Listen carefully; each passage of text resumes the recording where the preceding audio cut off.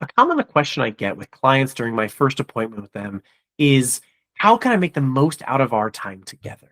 And I have a couple of different answers for this that I want to go through real quickly. First and foremost is pay attention to the homework that your therapist talks to you about. You are only going to be in therapy typically for about an hour a week. Those hours can be really, really powerful, really beneficial, and it's still only an hour a week. Most of the progress you're going to make in therapy is to take that hour, take what you and your therapist talked about, and follow through on that outside. Doing the work outside of session is what's going to lead to that long term behavior change and that long term life that you want to live.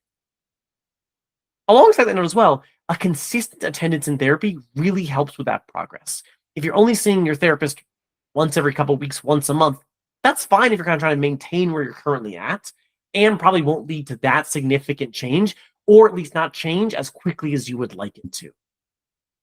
Finally, the piece I like to talk about a lot is to make sure to evaluate your progress. Really pay attention to over the months, where are you compared to where you started? Progress isn't linear. It doesn't just go like this over time. It goes up, there are some plateaus, there might be some regressions, it goes back up again. That's all normal, and it's something to pay attention to. You and your therapist can look at, what does progress look like? What does plateau look like? What are regressions that are happening?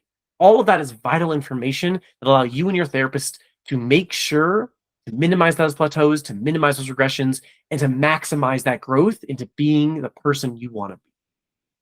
If you have any questions, feel free to reach out. I've also written some articles on our website about this as well.